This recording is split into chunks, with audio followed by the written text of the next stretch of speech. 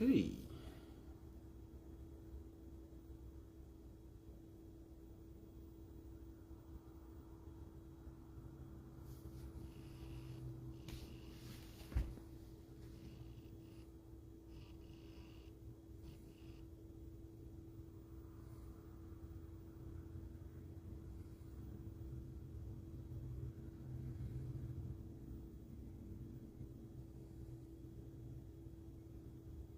Hey, I didn't even know if I was live, so I'm glad you said something.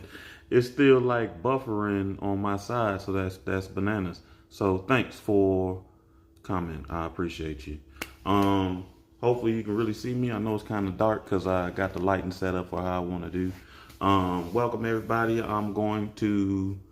This is the first night of the Thursday night book club where I'm going to read books to the viewers. Okay, maybe you can see me a little better over here. Let me sit on the other side. Okay, this moves a little bit. All right, cool.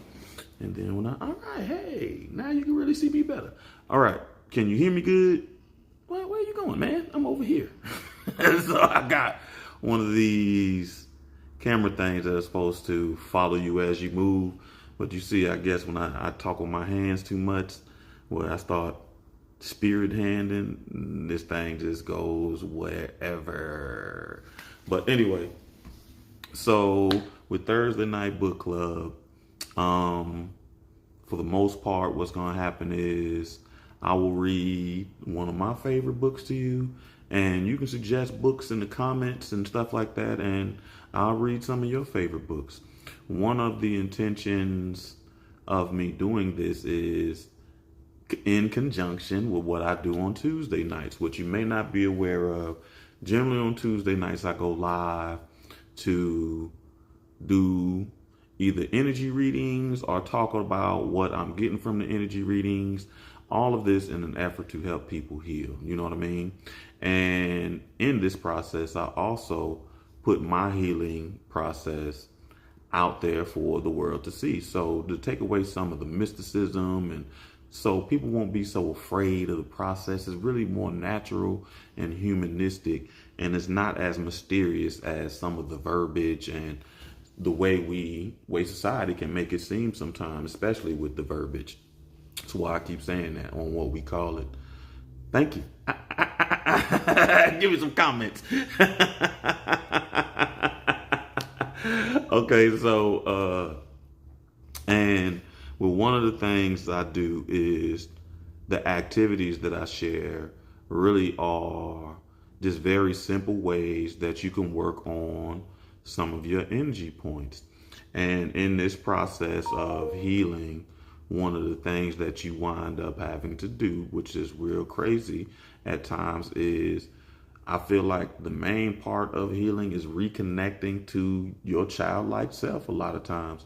And that means reconnecting to some of the things that brought you joy and balance and all of these things that you did as a child that you may not do now because of the responsibilities of being an adult. You know, the adulting, you see my Macho Man shirt? I love Macho Man. Let me tell you something. Hey, I used to love Hulk Hogan. Side note, I love Hulk Hogan more. Hey, Sherry. I see you on there. Yay. Wow, I get to see comments. Normally, I'll be struggling to see comments too. So I did love Hulk Hogan. But as I grew up, Macho Man became my man. So, of course, you see I got the Macho Man shirt. But anyway, so like I was saying, it's really about connecting to some of the things that brought you joy as a child. And for me, one of the things that brought me joy as a child was reading. I was an avid reader as a kid, like, yo. And part of the reason why I was an avid reader as a kid is because I was on punishment all the time. I was on punishment so often, man. As a kid, they used to call me Little Punishment Boy. I swear to God, I was on punishment all the time. And when I was on punishment, my mama would take away all types of things. But one thing she never took away was my access to books. And so I was that kid in the third grade with a 12th grade reading level. Like what the fuck you been doing? Reading adult books. That's what I've been doing, reading adult books. I used to read like crazy because I was always on punishment. And reading really, it allowed me, for one thing, it really does work on your crown energy point and your intuition, and it works on your heart and your solar plexus, because reading allows you to dive into your imagination. It allows you to let go of your worry. It takes you a lot of different places in one space and time. If you allow yourself to dive deep into the story, or if the story is gripping enough to grab a hold of you, which is one of the books I'm going to read tonight. Is the story that grabbed a hold of me when I read it as an adult. So, and from my experience working with kids, you know what I mean? One thing that I found out is one of the happiest kids are is when someone is reading a story to them. And as adults, we really don't sit down and have someone read a story to them and read a story to us anymore. The closest we get to that is podcasts and audio books. But even in that nature, there isn't a sense of true connection. It's just like somebody, you know what I mean, just reading, and that's it, because that's what they get paid to do. And you listen to it because it's convenient. But with this, it's more of a person that is really in the same place that you are, looking to find some things that give grounding, looking to find some things that give connection. And even though this is a virtual medium, it really will allow for genuine connection, because the authenticity that I put forth. Where you going? Back over here, man. I told you my damn spirit hands got this camera going ham sandwich. So I got to sit here like this. So then one day I was thinking, no, I'm not doing that. But, so hopefully, you know what I mean, seeing me go through or experiencing the things that you experience, and me talking with people about what their experiences and their feelings and stuff like that, it really does create a authentic connection, because what we're learning through this process of energy and healing energy is energy goes where it needs to go. So you can connect the people through a virtual medium, as long as there's authenticity there and a willingness to make that connection. So what I wanted to do is share something that brought joy to me. And like I said, from my experience working with children, I know that's one of the best times of their lives. They will harass you all day to read them a book. Read me a story. They'll interrupt you reading a story so you can read them another story. They're just wild about having people read to them. And we lose some of that as we become adults. So one thing that I do want to say is a statistic that we generally talk about. Now, I'm off a little bit on the numbers, but the difference is pretty much this. So one thing that you say, the average child, like the average 4-year-old, laughs about 700 times a day.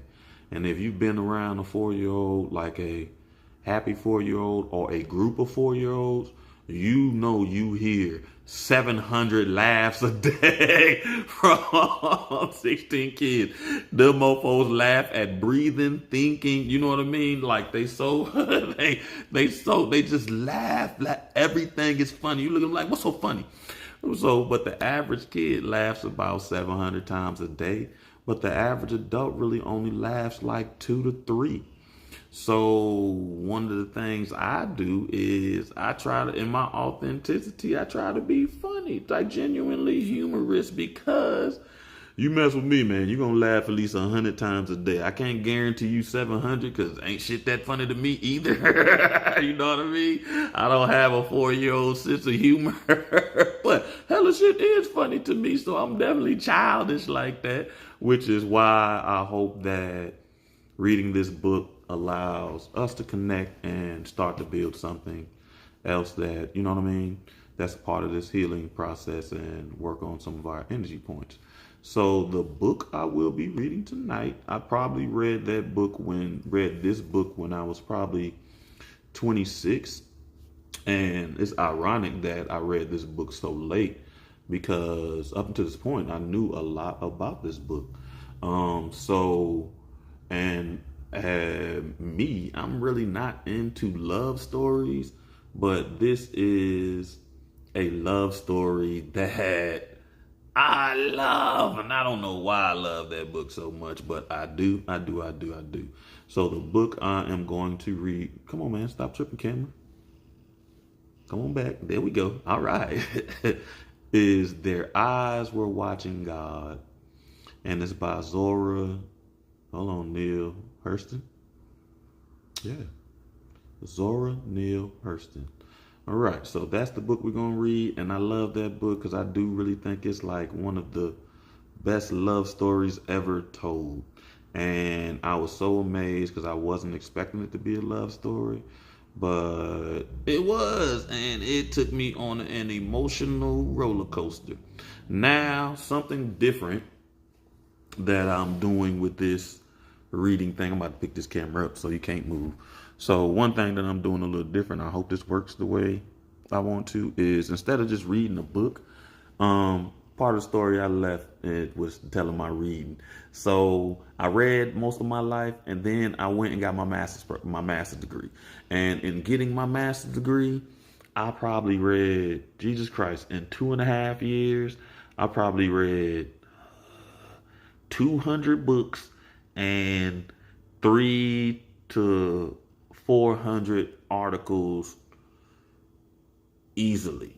And that burnt me out. So your boy was like, I ain't reading shit no more. So I really ain't read much. I mean, I read articles and stuff like that as it relate to children and families and leadership. Because, come on, man, what you doing?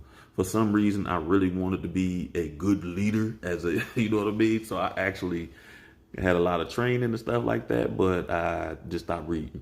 So the different thing that I did is instead of just taking a book, because what the master's program did is made reading something I used to enjoy so much more of a task and a job. So, since we're trying to heal ourselves, we might as well make this a moment that you actually love on yourself. So set the mood for the most part. So what you're going to see is I'm going to set the mood. As you can tell, I'm scared to turn this camera around because it'll be acting up. I got a little mood lighting. No, I don't even know if I can. What you can tell, I like purple and blue. As you see, this is a purple shirt, so I haven't got blue glasses on, so my lighting is going to be a little purple. I got me some snacks. Got me some coconut rolls, so don't be a hater. I tried to offer somebody some coconut rolls one day, and they was trying to hate on them. I don't know if you got a Sprouts near you, but let me tell you something. Where you going? Man, hey, I'm over here. All right. Sprouts got the snacks for your ass. And then I got a couple of drinks. I got my big mug of water. Because that's delicious. And then I got this mess right here. Listen, if you trying to get, where you going, man? If you trying to get off soda, wait a minute. No. You trying to get off soda? Listen, this camera showing his ass. Oh, man. Let me tell you something about being on social media. When you get on social media and you trying to be live, you gotta have thick skin. Because it be haters everywhere. You know what I mean? Friends, families. Man, what the hell is the camera doing? Stop, man. Hey, I'm trying to show them my Izzy. Wait a minute. Here you go. Izzy. It's a sparkling juice. Man, that shit is so good. It ain't nothing but carbonated juice. And this is mango. Mango is delicious. And Sprouts got all the damn flavors. They got mango. They got strawberry. They got blackberry. They got some cran blueberry. They got a bunch. So if you got Sprouts, they got all the flavors. Publix will have some other cans too, but they don't have all the flavors. They got like 3. And if you're in North Carolina, you know about Food Line. Food Line have them too. And Harris Teeter has them, but Harris Teeter has the big soda bottle size. So if that's your thing, that's your thing. All right, so now we're going to get this lighting together. All right, and then I'm going to get comfortable. Ooh, all right, that's sexy right there. I'm going to get in my little space. I also got my handy dandy blanket. So I told y'all before, in case y'all don't know, this is a gift from one of my best friends. Is Winston Salem State. Cause I've been a ram all my life and I'll be a ram till I die. Oh yeah, if you drinking sodas a lot, yo, I promise you. Now they can get a little expensive. Food Line, if you want to know the flavors I say mess with, man, I say I like that black cherry, and that's the only one of the regular flavors I like. Like Food Line, they'll have the apple, and I like apple, but I don't like that apple Izzy. And then they'll have orange, but they be trying to make it sound pretty, like Clementine or some old weird ass name like that. But I don't like that orange either. But that mango, I love. That strawberry, I love. And that black cherry, I love. And I guess that cran blueberry must be a hit because every time I go to Sprouts, it's gone. Like it's never on the shelves. Them people love that flavor, so it must be the bomb because it's always gone. Mango usually is too. I can get strawberry, so I guess they funny about strawberry, but they don't give a damn about that mango. So I'm gonna get started. Hopefully y'all can hear me. If you can't hear me, I can't see you. Oh yeah, that's my salt lamp in the background. I told you, trying to set a whole ambiance, love on myself. What's all that? You showing too much, camera. Here we go. I don't need people to know my whole domicile. Jesus Christ. Wow. I don't want to know everything. Here we go. Can you hear me? All right, I hope so. Let me open the book back up. Hello. So I'm one of those dudes that I just like to get to the meat. So this actually has like a 30-page foreword and all this other stuff. But yeah, we just gonna read. So here we go. Ships at a distance have every man's wish on board. For some, they come in with the tide. For others, they sail forever on the horizon, never out of sight, never landing until the watcher turns his eyes away in resignation, his dreams mocked to death by time. That is the life of men. Now, women forget all the things they don't want to remember and remember everything they don't want to forget. The dream is the truth.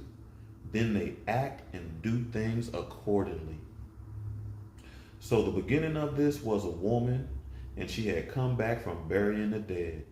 Not the dead of sick and ailing with friends at the pillow and feet. She had come back from the sodden and the bloated, the sudden dead, their eyes flung wide open in judgment.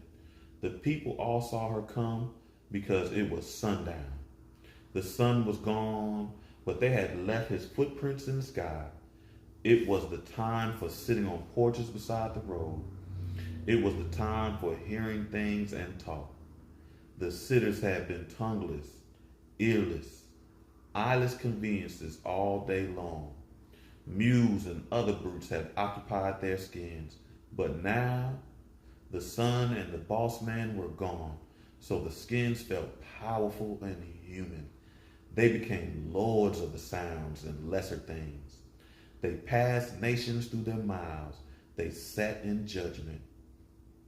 Seeing the woman as she was made, them remember to envy they had stored up from the other times. So they chewed up the back parts of their minds and swallowed with relish. They made burning statements with questions and killing tools out of laughs.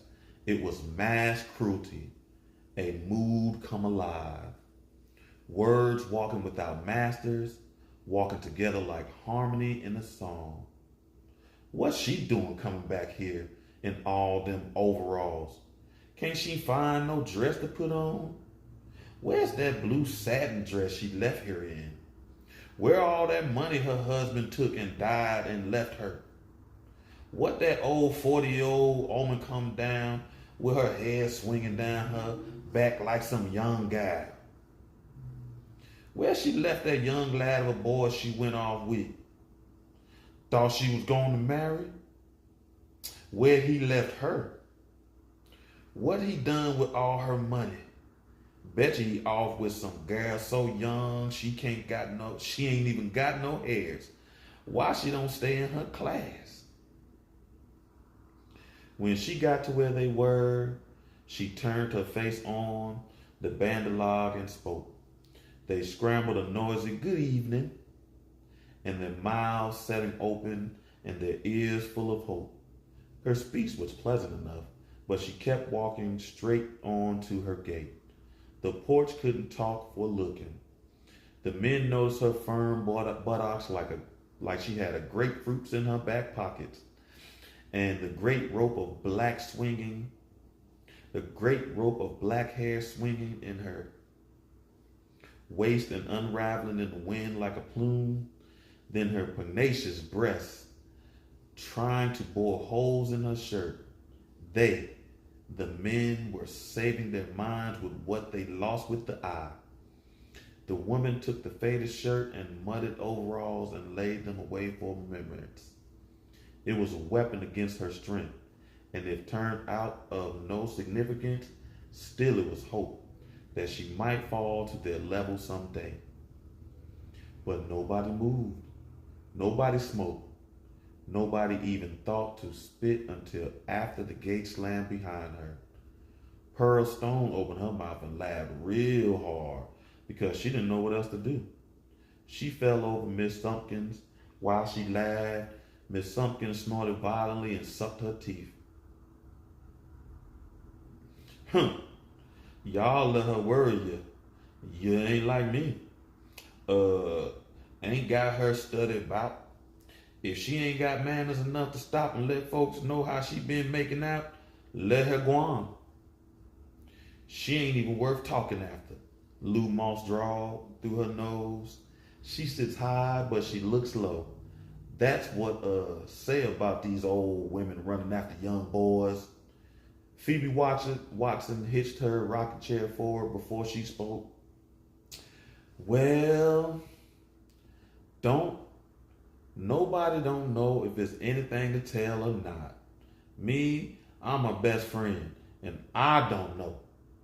Maybe us don't know into things like you do, but we all know how she went away from here, and us sure seen her come back.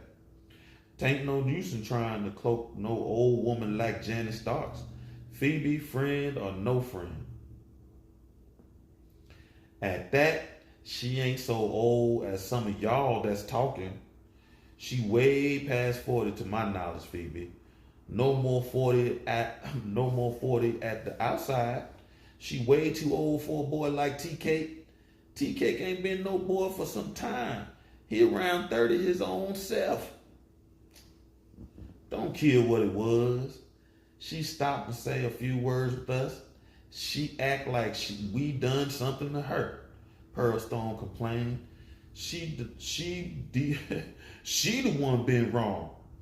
You mean you mad because she didn't stop and tell us her business? Anyhow, what you ever know her to do so bad as y'all make out? The worst thing I ever know her to do was taking a few years off her age, and that ain't never harmed nobody. Y'all makes me tired, the way you talking. You think the folks in this town did do nothing in the bed except praise the Lord. You have to excuse me because bound to go take me a supper. Phoebe stood up sharply. Don't mind us, Lulu smiled. Just go right ahead. Us can mind your house for you till you get back. My supper is done. You better go see how she feel. You can. Let the rest of us know. Lord, Pearl agreed. I done scutched up that little meat and bread too long to talk about. A kid staying away from home long as please. My husband ain't fussy. Oh, Phoebe, you's ready to go. All could walk over there with you. Miss Thumpkins volunteered. It's sort of dusking down dark. The booger man might catch you.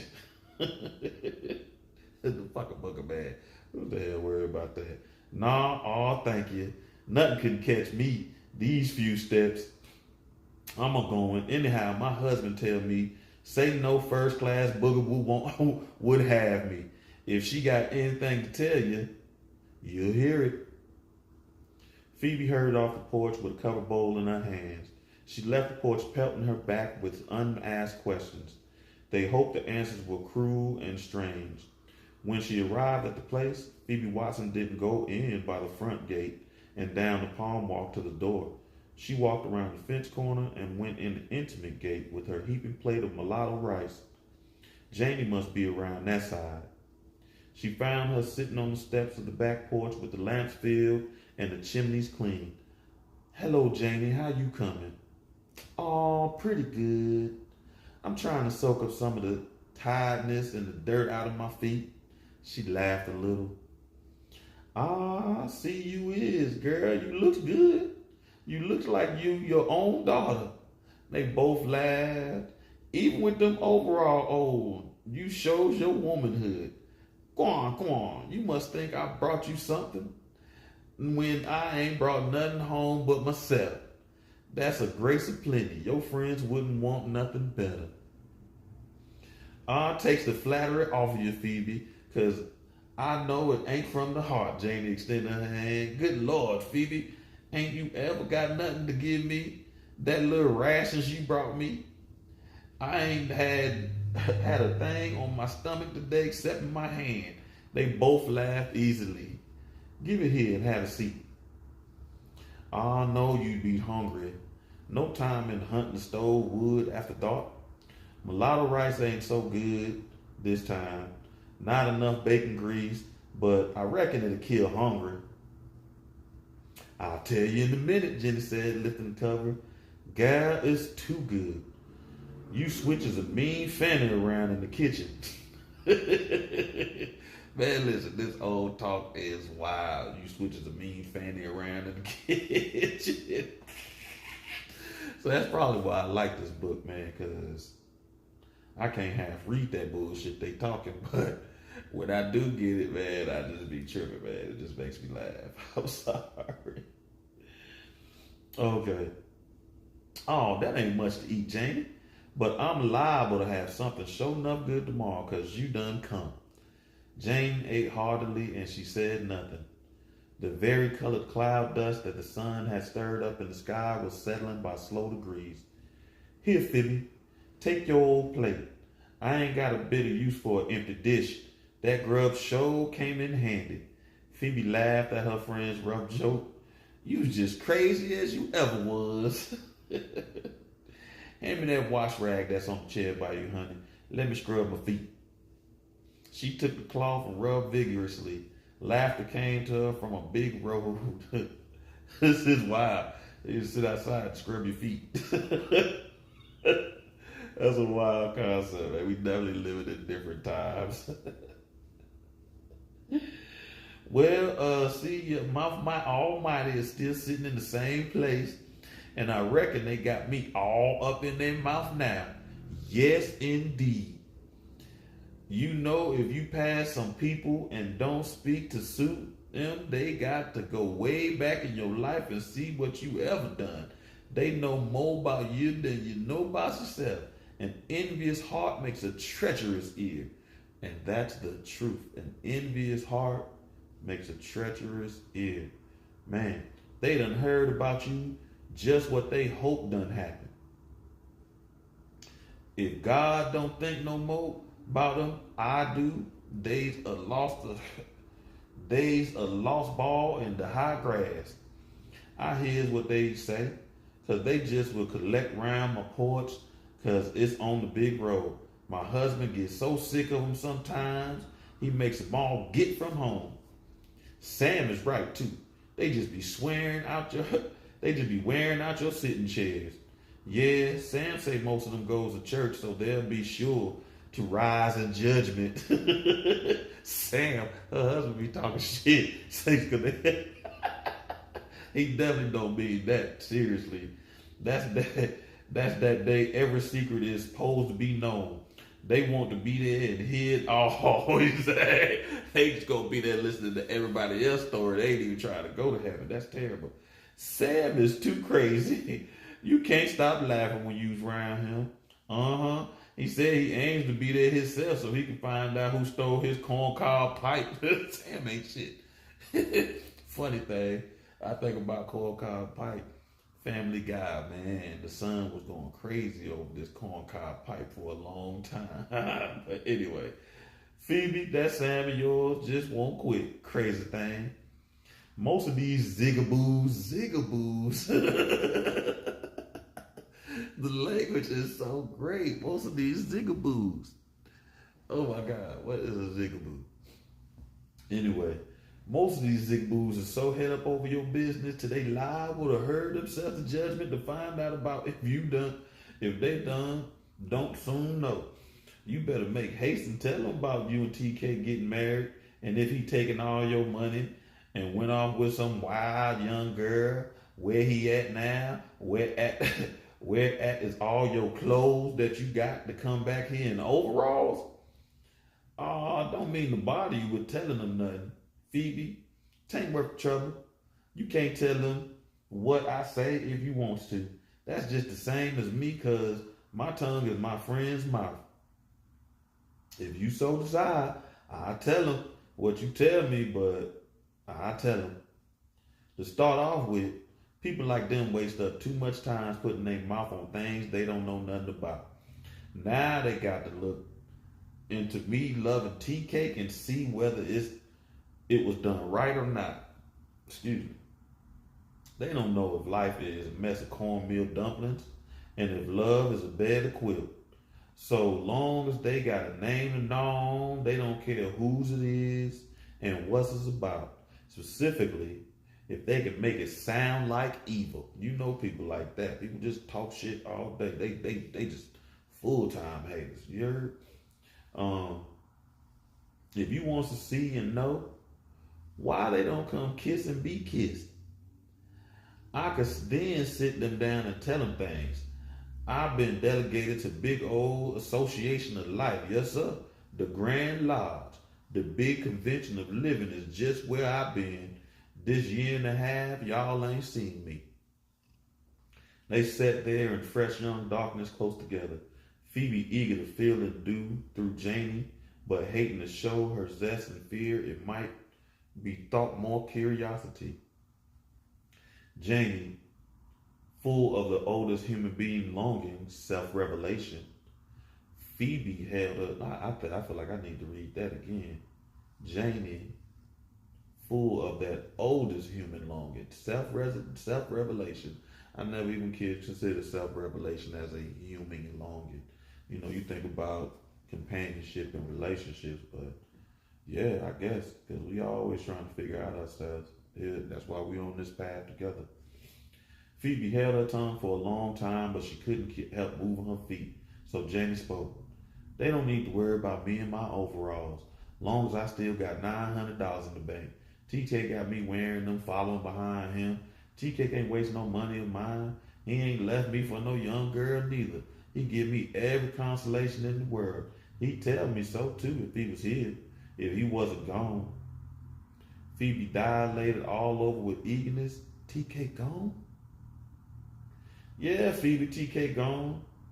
And that's the only reason you see me back here, cause I ain't got nothing to make me happy no more where I was at. Down in the Everglades. There down on the muck.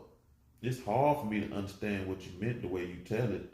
And then again, I'm hard of understanding at times. No, it ain't nothing like you might think. So it ain't no use in me telling you something unless I give you the understanding to go along with it. Unless you see the fur of mink skin ain't no different from a coon hide. You hear me? What the hell?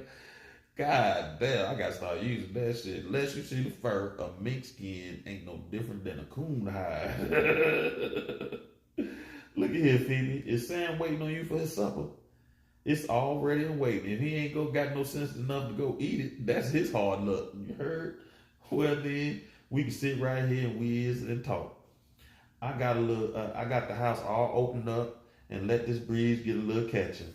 Phoebe, we been kissing friends for 20 years, so I depend on you for a good thought. And I'm talking to you from that standpoint.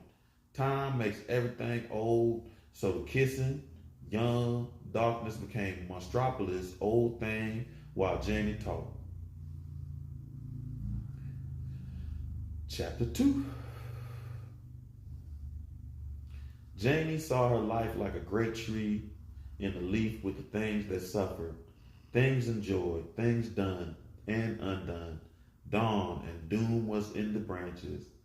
I know exactly what I got to tell you, but it's hard to know where to start.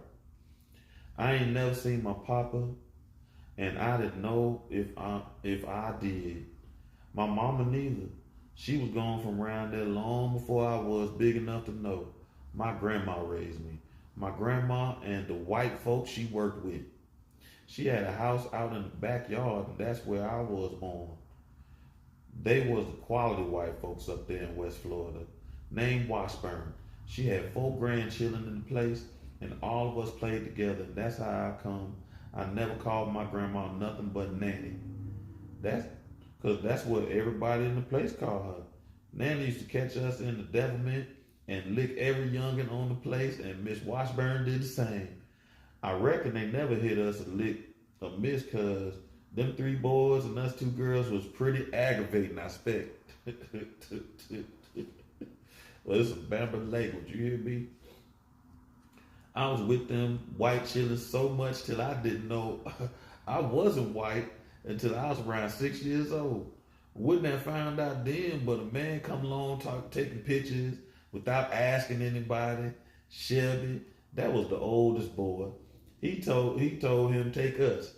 Around a week later, the man brought the pictures for Miss Washburn to see and pay him. When she did, which she did, then give us all a good looking. So when we looked at the picture and everybody got pointed out, there wasn't nobody left except a real dark little girl with long hair standing by Eleanor. That's where I was supposed to be. But I couldn't recognize that dark child as me. Oh my God. Jesus Christ. So I asked, where's me? I don't see me. Everybody laughed.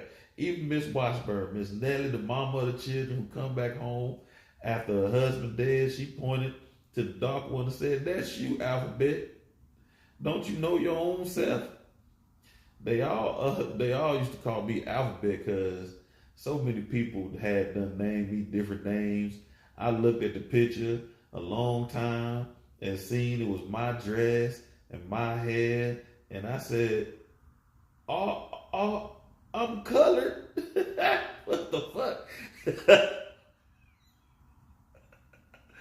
Oh my God. Oh God, can you see this mess? Oh man, I'm sorry. I got distracted by colored. And I know this thing has stopped sometimes, so I don't know if I'm still getting my read on. Then they all laughed real hard. But before I seen the picture, I thought I was just like the rest. Us lived there having fun till the children at school got to teasing me about living in the white folks' backyard. There was a naughty head girl named Mariella that used to get mad every time she looked at me. Miss Washburn used to dress me up in all the clothes her grandchildren didn't need no more, which was still better than what the rest of the colored children had. And then she used to put hair ribbon on my head for me to wear. That used to rile Mariella up a lot. So she would pick at me all the time and put others up to do the same. They pushed me away from the ring plays and make out that they couldn't play with nobody that lived on the premises. Then they tell me not to be taking over my looks because they mama told them about the hound dogs hunting my paw and all night long. About Miss Washburn and the sheriff putting the bloodhounds on the trail. Jesus Christ, kids is crazy. Like they talk about dogs chasing her daddy and shit like that and trying to kill her. Catch up for my paw for what he had done to my mom. They didn't tell about how he was seen trying to get in touch with my mom later on so he could marry her. No, they ain't talk about that part of it all. They made it sound real bad. So to crumple my feathers, none of them didn't even remember what his name was, but they all know the bloodhound part by heart. Nanny didn't love to see me with my head hung down, so she figured it would be no more fitting for us to have a house. She got the land and everything. Then Miss Washburn helped us out with a whole heap of things. Oh, I need a little, my mouth dry right now. I'm gonna drink a little bit of my soda.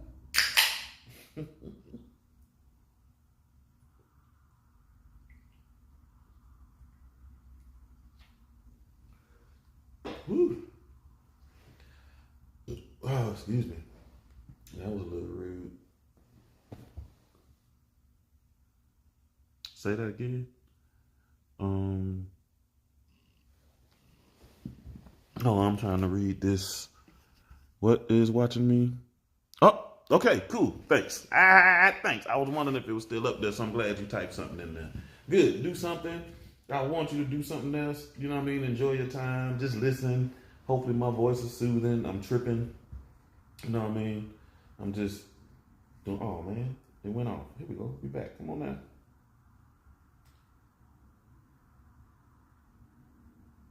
All right. Phoebe's hungry listening helped Janie to tell her story. So she went on thinking back to her young years and explaining them to a friend in soft, easy phrases, while all around the house the nighttime put on flesh and blackness. She thought a while and decided that her conscious life had commenced at Nanny's gate.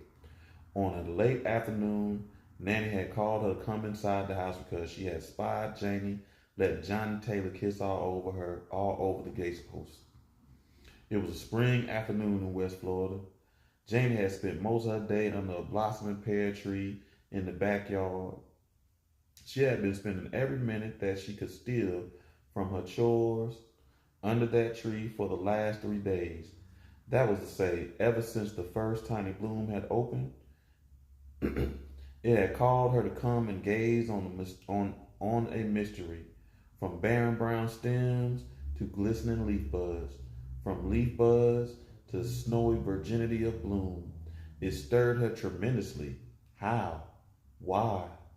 It was like a flute song, forgotten in another existence and remembered again. What? How? Why? This singing she heard that had nothing to do with her ears. The rose of the world was breathing out a smell. It followed through her. It followed her through all her waking moments and caressed her in her sleep.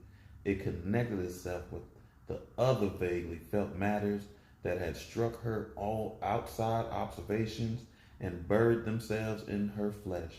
Now they emerged and quested about her consciousness. That is beautiful, beautiful, beautiful, beautiful writing. That's beautiful writing. She was stretched on her back beneath the pear tree, soaking up the alto chant of the visiting bees, the gold of the sun and the panting of the breeze, when the inaudible voice of it all came to her. She saw a dust-bearing bee sink into the sanctum of a bloom. The 1,000 sister calyxes arched to meet the love embrace, and the ecstatic shiver of the tree from root to the tiniest branch, creaming in every blossom and frothing with delight. So, this was a marriage. She had been summoned to behold a revelation. Then Janie felt the pain, remorseless sweet, that left her limp and languid. Limp and languid. After a while, she got up from where she was and went over the little garden field entire. She was seeking confirmation of the voice and vision, and everywhere she found and acknowledged answers. A personal answer for all the creations except herself. She felt an answer seeking her, but where? When? How? She found herself at the kitchen door and stumbled inside. And I feel like we've all been there. You know what I mean? I think on this healing path, we feel like it's an answer. I know for myself, it feel like it's an answer seeking me. But the questions is where, when, and how. You know what I mean? So in the air of the room were flies tumbling and singing, marrying and giving in marriage. When she reached the narrow hallway, she was reminded that her grandmother was home with a sick headache. She was lying across the bed asleep. So Janie tipped on out the front door. Oh, to be a pear tree, any tree in bloom, with kissing bees singing of the beginning of the world. She was 16. She had glossy leaves and bursting buds, and she wanted to struggle with life, but it seemed to elude her. Where were the singing bees for her? Nothing on the place, nor in her grandmother's house, answered her. She searched as much of the world as she could from the top of the front steps, and then went down to the front gate and leaned over to gaze up and down the road, looking, waiting, breathing short with impatience, waiting for the world to be made. Through pollinated air, she saw was a glorious being coming up the road. In her former blindness, she had known him as the shiftless Johnny Taylor, tall and lean. That was before the golden dust of pollen had beglamored his rags and her eyes. In the last stages of Nanny's sleep, she dreamed of voices. Voices far off but persistent and gradually coming nearer. Janie's voice. Janie talking in the whispery snatches with a male voice she couldn't quite place. That brought her wide awake. You know, you done been there where you can hear some people talking like, wait a minute, that's another voice and I don't know what that is. She bolted right up and peered out the window, saw Johnny Taylor lacerating her Janie with the kiss. Damn, that sounds violent. Like grandma was not having that shit. Lacerating her Janie with the kiss? Janie? The old woman's voice was so lacking in command and reproof, so full of crumbling dissolution, that Janie half believed that Nanny had not seen her. She extended herself outside of her dream and went inside the house. That was the end of her childhood. Nanny's head and face looked like the standing roots of the same old tree that had been torn away by storm. Foundation of ancient power that no longer mattered. The cooling Palmer Christie leaves that Janie had bound about her grandma's head with a white rag had wilted down and become part of the parcel of the woman. Her eyes didn't bore and pierce. They diffused and melted Janie, the room and the world into one comprehension. Janie, you's a woman now, so. No, Nanny, I ain't no real woman yet. The thought was too new and heavy for Janie. She fought it away.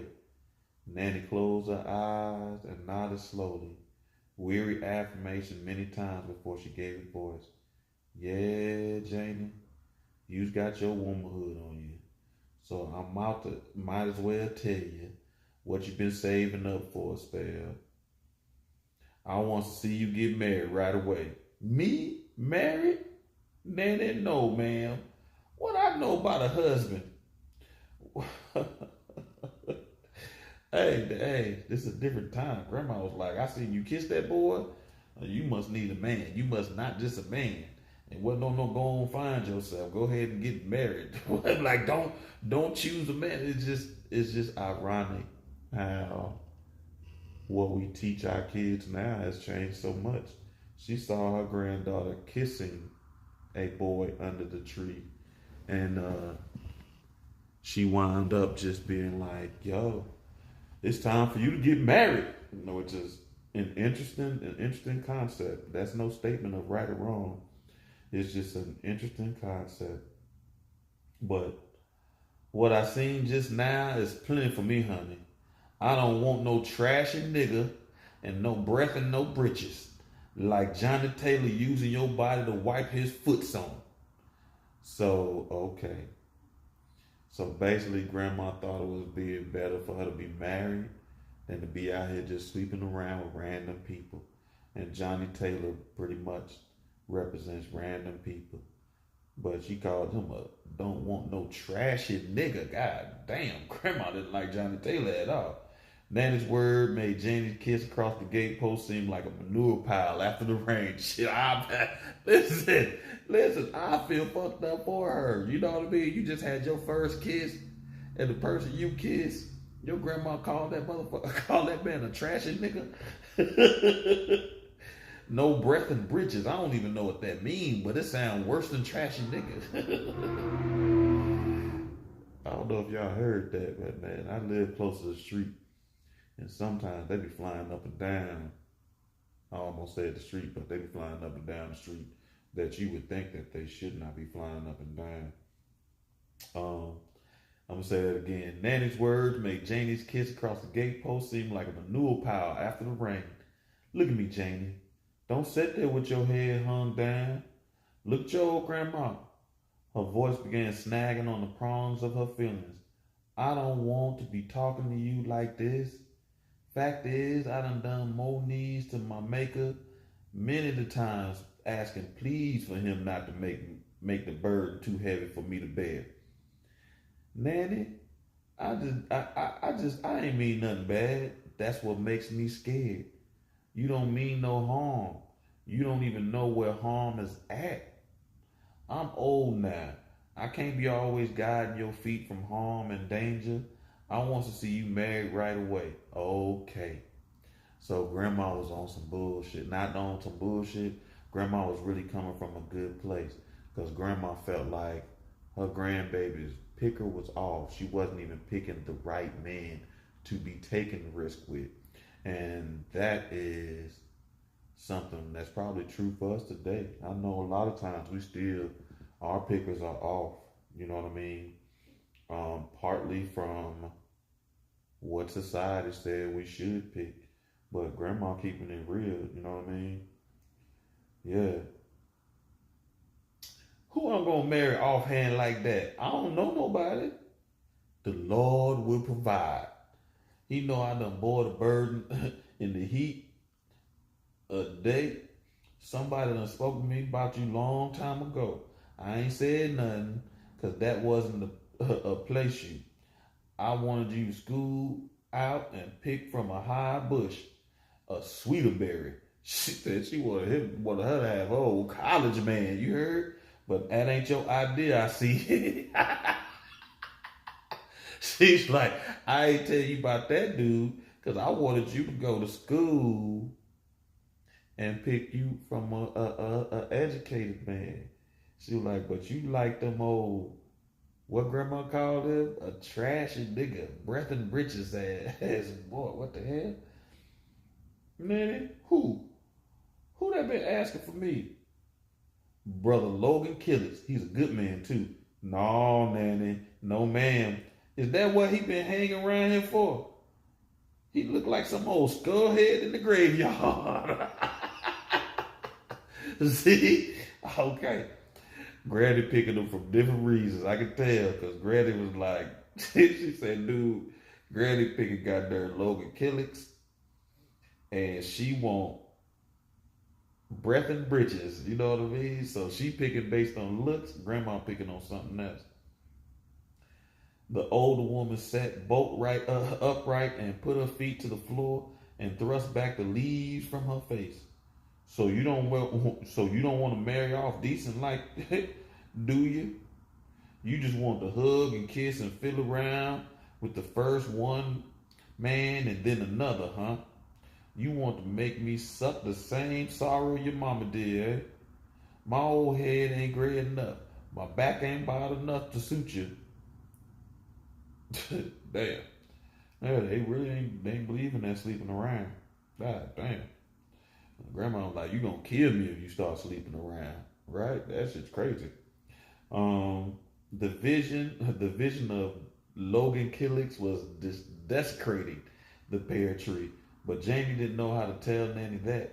She merely hunched over and pouted at the floor. Jamie, yes, man. You answer me when I speak. Don't you sit there pouting with me after all all I done went through for you. She slapped the girl's face violently and forced her head back so that her eyes met and struggled. Damn, Granny, I ain't see that coming. Granny just done slapped her. I didn't even know they was arguing like that. Shit. I thought Granny was trying to teach her something. But damn, Granny done slapped the taste out of her mouth, slapped her so violently and forced her head back so that her eyes met and struggled. With her hand uplifted for a second blow, she saw the huge tear that welled up in Janie's heart and stood in each eye. She saw the terrible agony, and the lips tightened down to hold back a cry and desisted. Instead, she brushed back the heavy hair from Janie's face, stood there suffering and loving and weeping internally for them both. Okay, Granny, you know that shit was too much. Come to Granny, honey. Set her in your lap like you used to do. Your nanny wouldn't harm a hair on your head. That's why. That's why. Because that's definitely that generation. They'll beat you and then be like, here, let me love you. You be like, hold on, you just slapped the taste out of my motherfucking mouth. Talking about you wouldn't hurt her hair on my head. She didn't want nobody else to do it neither if she can help it. Honey, the white man is the ruler of everything as far as I've been able to find out. Maybe someplace way off in the ocean where the black man is in power, but we don't know nothing about what we see. So the white man throw down the load and tell the nigger man to pick it up. He pick it up because he have to. But he don't tote it. He hand it off to his women folks. You hear me? The nigger woman is the mule of the world. So as far as I can see, I've been praying for it to be different with you. You hear me? So she felt by marrying a good man, an educated man, and all that, she won't be nobody's burden. That's an interesting perspective. Like the white man throw down the burden, the black man pick it up and give it to his women to help him carry that shit. And she ain't want her granddaughter to be that burden. But, I don't know if you slap people in their face to get them that understanding. Grandma could have damn told her that. So, for a long time, she sat rocking with the girl held tightly to her sunken breast. Janie's long legs dangled over one arm of the chair, and the long braids of her hair swung low on the other side. Nanny half sung, half sobbed a running chant, prayer over the head of the weeping girl. Lord have mercy. It was a long time on the way they went, but I reckon it had to come. Oh, Jesus. Do Jesus. I had done the best I could. Finally, they both grew calm. Jamie, how long you been allowing Johnny Taylor to kiss you? You been allowing, excuse me. How long you been allowing Johnny Taylor to kiss you? Only this one time, Nanny. I don't love him at all. What made me do it is, I don't know. Thank you, Master Jesus. Thank you, Master Jesus. Grandma hate Johnny fucking Taylor. Jesus Christ. And the funny thing about that, my mama loved Johnny Taylor. The guitar, the musical artist, she loved fucking Johnny Taylor. So it must be something about Johnny Taylor. You know what I mean? And I heard the musical artist Johnny Taylor was a mess too. So that name, don't name your kid Johnny Taylor. Grandmas won't like him. All right. Thank you, Master Jesus. I ain't got nothing to do with no more, Nanny. I ain't gonna do it no more. Please don't make me marry Mr. Killix. Ain't Lowe's and Killix will want you to have a baby. It's protection. I ain't getting old, honey. I'm done old. I know that's right. Grandpa said, I ain't getting old, honey. I'm done old. One morning soon now, the angel with the sword gonna stop by here that day, and the hour is ahead for me. But it won't be long. I asked the Lord when you was an infant in my arms to let me stay here till you got grown. He done spared me to see the day. My daily prayer now is to let these golden moments roll on a few days longer till I see you safe in life. I know that's right. You know what I mean? You hear me? That's emotional. This book, boy, this book's a roller coaster. Let me wait, Nanny, please, just a little bit more. Don't think I don't feel with you, Janie, because I do. I couldn't love you no more if I had to feel your birth pains myself. Fact of the matter, I loves you a whole heap more than your mama do the one that birthed you. But you got to take into consideration, you ain't no everyday child like most of them. You ain't got no papa. You might as just well say no mama for the good she do. You ain't got nobody but me. And my head is old and tilted towards the grave. Neither can you stand alone by yourself. Do you know? I appreciate that thought, because that generation definitely understood that life is supposed to be, capitalism makes us think that we can do it by ourselves, because they make money out of people buying separate houses instead of being together buying one house. But yeah, you can't do it by yourself. The thought of you being kicked around from pillar to post is a hurting thing. Every tear you drop squeezes up a cup of blood out of my heart. I got to try and do for you before my head is cold. A sobbing sigh burst out of Janie. The old woman answered with a little soothing pats on the head. You know, honey, us colored folks is branches without roots, and that makes things come around in queer ways. You in particular.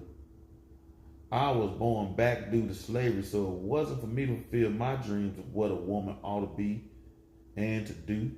That's one of the holdbacks of slavery. But nothing can't stop you from wishing. You can't beat nobody down so low till you can rob them of all they will. You cannot beat nobody down so low that you can rob them of all they will. I didn't want to be used for a work ox or a broadside, and I didn't want my daughter used for that way neither. It wasn't it sure wasn't my will for things to happen like they did. I even hated the way you was born. But all the same, I said, thank God I got another chance. Hold on, are you still on there? No. Give me 1 second, because people be notifying me if my shit go off. All right, cool. Never mind. That wasn't nothing. Oh, okay, guys. Hold on, ain't off. I know I should ignore that. That wasn't nothing. Forgive me. I'm back. Lo siento. All right. So, but all the same, I said, thank God I got another chance. I wanted to preach a great sermon about a colored woman sitting on high, but there wasn't no pulpit for me. Freedom found me with a baby daughter in my arms, so I said I'd take a broom and a cook pot and throw up a highway through the wilderness for her. I know that's right. God damn. A highway through the wilderness. Okay, thank you. Woo, woo, woo. Thanks. Because, I don't know if this thing be working at all. I just be tripping. Thanks for the notes. So, I will probably wrap it up after the end of this chapter, and we'll pick up next week with chapter 3. Where we at? I take a broom and a cook pot and throw up a highway through the wilderness for her. That's cold as hell. She would expound what I felt, but somehow she got lost off of the highway, and the next thing I know, here you was in the world. So whilst I was tending you of the nights, I said I'd save the text for you. I've been waiting a long time, Janie, but nothing I've been through ain't too much if you just take a stand on high ground like I dreamed. I know that's right. Grandma said she made the way for you to have choices. Old Nanny sat there rocking Janie like an infant and thinking back and back. Mind pictures brought feelings, and feelings dragged out dramas from the hollows of the heart. I know that's right. And that's one of the difficult things of this healing process, boy. It brings out mind pictures bring back feelings, and feelings drag out dramas from the hollows of the heart. I know that's right. That morning on the big plantation close to Savannah, a rider come up galloping, telling about Sherman taking Atlanta. Marsh Roberts' son had done been killed at Chickamauga. So he grabbed his gun and straddled his best horse and went off with the rest of the gray-headed men and young boys to drive the Yankees back to Tennessee. They was all cheering and crying and shouting for the men that was riding off. I couldn't see nothing because your mama wasn't but a week old and I was flat on my back. But pretty soon he let on he forgot something and run in my cabin and made me let down my hair for the last time. He sort of wrapped his hand around in it, pulled my big toe like he always done, and was gone after the rest like lightning. I heard him give one last whoop for him, then the big house and the quarters got sober and silent. It was the cool of the evening when the mistress come walking in my door. She threw the door wide open and stood there looking at me in her eyes and her face. Looked like she had been living through 100 years in January without one day of spring. She come and stood over me in the bed. Nanny, I come to see that baby urine. I tried not to feel the breeze off her face, but it got so cold in there, I was freezing to death under the covers. So I couldn't move right away like I aimed to, but I knowed I had to make haste and do it. You better get that kiver off of that youngin', and that quick. She clashed at me. Look like you don't know who is mistress on this plantation, madame. Oh man. Okay. So this starting to sound like grandma done had master's baby. Cause this is the wife that came in the mistress. That's why. See, so much drama, man. These books be crazy. Like grandma, oh man. By that time, I had managed to uncover my baby enough for her to see the head and face. Nigga, what's your baby doing with gray eyes and yellow hair? Oh shit. Why'd you just call her nigga though? Nigga, what's your baby doing with gray eyes and yellow hair?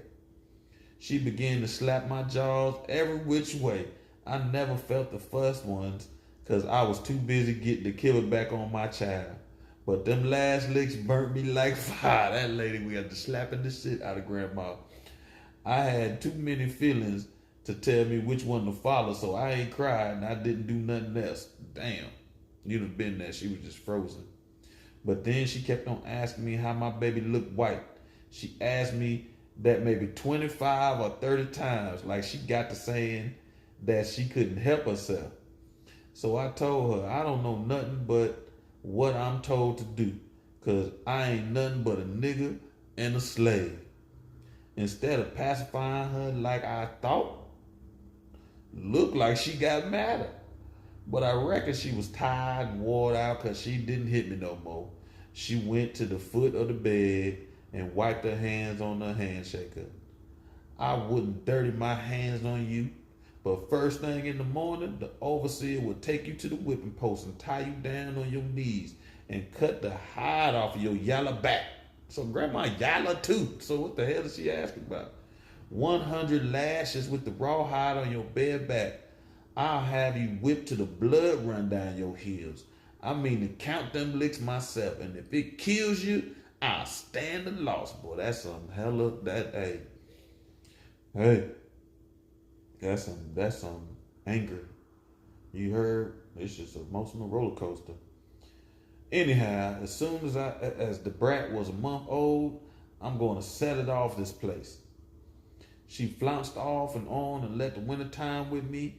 I know my body wasn't healed, but I couldn't consider that. In the black dark, I'll wrap my baby up the best I know and made it to the swamp by the river. I know the place was full of moccasins and other biting snakes, but I was more scared of what was behind me. Excuse me.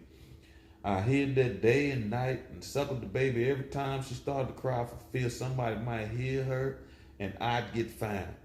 I ain't saying a friend or two didn't help me, didn't feel my care, but and then the good Lord seen it that I wasn't taken.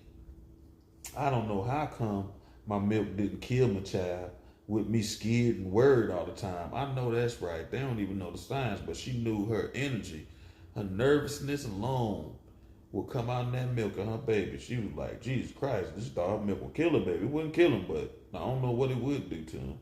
The noises of the owls scared me, the limbs of them cypress trees, the crawling and moving around after dark. And 2 or 3 times I heard panthers crawling around, but nothing ever hurt me. Because the Lord knowed how it was. Then one night I heard bigger guns booming like thunder. It kept up all night long, and the next morning I could see a big ship at the distance with a great stern around. So I wrapped Leafy up in the moss and fixed her good in the tree and picked my way down to the landing. The men was all in blue, and I heard people saying Sherman was coming to meet the boats in Savannah. All of us slaves was free. So I run, got my baby, and got the quotation with the people, and found a place to stay. But it wasn't long after that before the big surrender at Richmond. Then the big bell rang in Atlanta, and all the men in their gray uniforms had to go to Montreal and bury their swords in the ground and show they was never about to fight slavery no more. I know that's a defeat. They made you bury you. They kicked your ass so bad, they made you bury your swords in the dirt. I know that's right. So then we knowed we was free. I wouldn't marry nobody though. I could have a heap of times because I didn't want nobody mistreating my baby. I know that's right. She was worried about somebody mistreating her baby. That's a tough decision. So I got with some good white people and come down here to West Florida to work, and they make the sun shine on both sides of the streets for Leafy. I know that's right. My madam will help me with her just like she been doing with you. And I put her in school when it got so it was a school to put her in. I was expecting to make a school teacher out of her, but one day she didn't come home at the usual time, and I waited and waited, but she never came all that night. I took a lantern and went around asking everybody, but nobody seen her. The next morning, she come crawling in on her hands and knees, a sight to see. That school teacher had done hit like a kid. See it all over. It looked like I could see it all over again. I'm sorry. Let me tell you something. It'd be hard to read slavery. Oh no. Well, that's crazy. They said cut off. I'll watch that bullshit come back later. Doo doo doo. Oh well. No, I'm just gonna finish. We almost done with this chapter. Oh, I hope y'all don't hear me cussing or anything. Yeah, that was it. I'm about done. So, she was on the 17. Something like that happening. Lord have mercy. Looked like I could see it all over again. It was a long time before she was well. And by that time, we knowed you was on the way. And after you was born, she took to drinking liquor and staying out at night. Couldn't get her to stay here and nowhere else. Lord knows where she is right now. She ain't dead, because I know it by my feelings. But sometimes I wish she was at rest. And Janie, maybe it wasn't much, but I done the best I could by you. I racked and scraped and bought this little piece of land so you wouldn't have to stay in them white folks' yard, tuck your head before other children at school. That was all right when you was little. But when you got big enough to understand things, I wanted you to look upon yourself. I don't want your feathers crumpled by folks throwing up things in your face. And I can't die easy thinking maybe the men folks, white or black, was making a spit cup out of you. Have some sympathy for me. Put me down, easy. Janie, I'm a cracked plate. All right, that was the end of chapter 2. And I think we're going to wrap this up for tonight. And we will pick up on chapter 3 on Thursday, next Thursday. Hope you'll be here. Hopefully it didn't go off. Well, hopefully it came back on. It's supposed to be on some disconnect thing, but somebody did tell me it's off. Ooh, excuse me. That was so rude. It's that Issy, I'm telling you. So, thank you again. I hope you enjoyed the first night of the Thursday Night Book Club and us reading Their Eyes Were Watching God. Maybe that's how I need to talk next time. Use my sexy voice. Their eyes were watching God. No, I'm not doing that. But anyway, thank you. See you next week. Check me out on Tuesdays doing live energy readings. Generally it's on Facebook, YouTube, and Twitch. So check me out live then. Catch you next week.